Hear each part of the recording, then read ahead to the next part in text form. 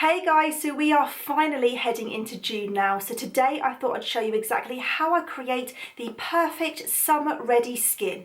To start off, I've got absolutely nothing on my skin now, but before I get into the makeup, I just wanted to show you what I used the night before to give my skin a little bit of a pick-me-up. I really love using the St. Moriz tanning mousse to give my skin a little bit of colour, especially coming into the summer months. I always feel really pale, and this is just nice to use underneath your makeup. So I used this last night just to give time to develop, because it does take about 4 to 6 hours to develop, and I always use a tanning mitt when applying to give a really nice even application.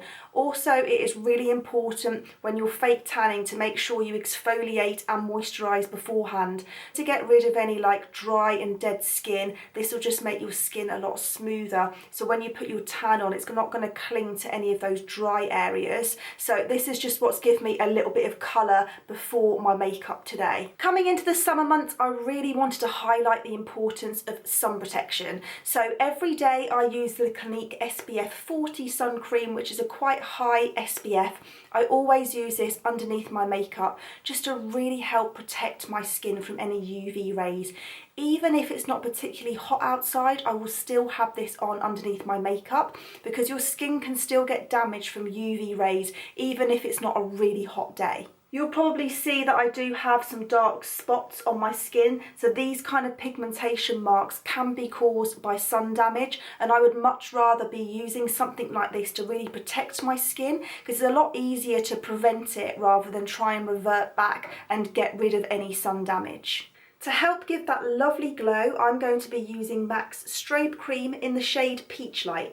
I'm going to add a little bit of this all over just to give my skin a really lovely illuminating finish. So I am really excited for this next bit, because for the first time ever I am going to be using the Nars Sheer Glow foundation. Now, I have wanted this foundation for ages. I love absolutely anything with a glow to it, so I really think I'm going to like it, but I'm going to read a little bit about it first just to give you a little bit of an insight before I put it on my skin. I am just on the Nars website to see what they say about the foundation, and it says the iconic glow, a sheer buildable foundation with a natural looking finish that immaculately evens skin tone.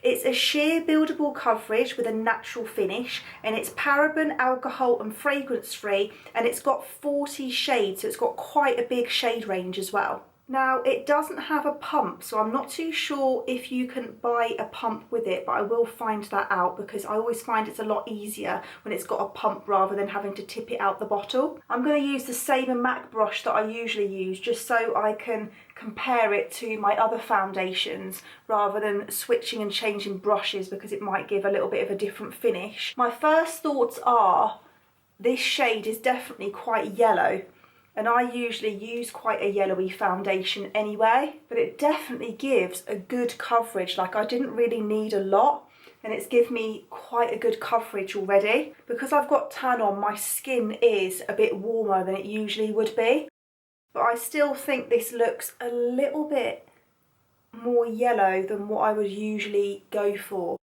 But I'm hoping with my bronzer on, it will just warm me up in the right places.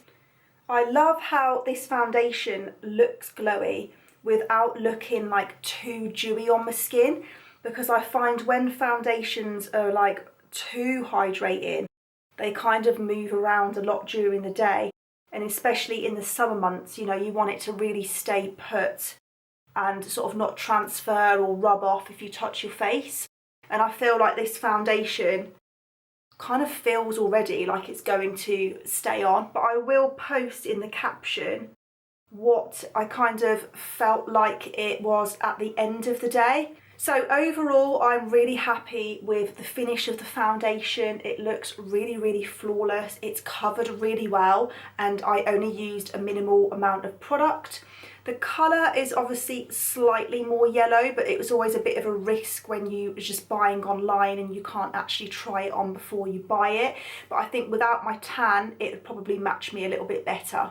I always like to apply my concealer after my foundation because this way I can see what areas might still need some more coverage. I haven't really put any foundation under my eyes just because I don't want it too heavy under there. I think sometimes less is more when you're applying underneath the eye area because I don't want it to gather in any fine lines and make me look older. I think sometimes when you put quite heavy concealer or a lot of makeup underneath your eyes, it can age you.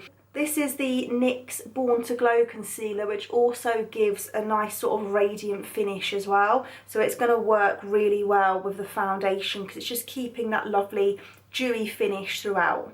I get quite red around the sides of my nose as well, so I tend to usually apply a little bit of concealer just around the edges of my nose, just to sort of calm down that redness.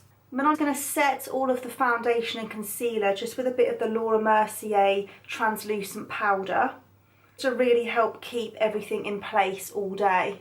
One of my top tips when applying makeup is just to blend really gently and not apply too much pressure. This way you keep that really flawless looking skin, because if you press too hard you're really going to disrupt the makeup that's underneath the powder, and it's going to start moving all the foundation, any concealer that you might have done around, and it's going to start looking really patchy. Next I'm going to be using the London Copyright powder just to really sculpt out and contour my skin, but I'm going to use a slightly warmer shade in the palette to keep it looking really nice and summery. So I'm applying that shade with an angled brush and I'm keeping it quite high up on my cheekbones to really help lift, and I'm going to bring it into my temples as well, around the edges of my forehead, just to really give a little bit more dimension to my face. All the other products are blending really lovely on top of the foundation, so it's making my job a lot easier that I've got a really nice base there to start with. I'm adding a bit of that down the centre of my nose as well, because if you was out in the summer, you know, in the sunshine, this sort of area is where you're going to be naturally catching the sun, so it just gives that really lovely sun-kissed look. Pixi Beauty very kindly sent me this absolutely beautiful PR package last week. So inside there are 3 On The Glow blushes which look absolutely stunning. These are cream blushes, and I thought these would be really lovely in the summer months when you don't want to wear a lot of makeup but you just want to add a little bit more colour to your cheeks. This is what it looks like inside, and I love the design of the packaging. It's almost in like a deodorant kind of stick, and you just twist the base to wind the product up or down. Now I'm just going to dab this on my cheeks really carefully because I have got powder on, and with a very round dense brush I'm going to press this in rather than blend, because I've got powder underneath it. I don't want it to go a really funny consistency. So the key here is just to really gently press it into the skin so it really melts into the other products. I hope you can really see on camera just how lovely this product is. These kind of cream blushes work really well if you've got a drier skin type as well, because it's not really picking up on any texture of my skin, and it's going to really help look nice and hydrating. Even though I don't have highlighter on, I actually think this blusher kind of makes you look like you've got highlighter on because it's got hydrating ingredients in there. It's really helped reflecting the light. To finish off my skin, I'm going to be using the Sandler Liquid Cheek Colour. This is an absolutely stunning liquid highlighter, and I love to use my ring finger and just bounce that off the top of my cheekbones to give a really beautiful glow. If you do have more oily skin, or it's going to be really hot weather and you feel like your skin's going to start looking shiny throughout the day, then I recommend taking a setting powder out with you. That way you can touch up in certain areas where you might be looking a little bit shiny. That would help like mattify your skin in certain areas and just help make your makeup last a little bit longer.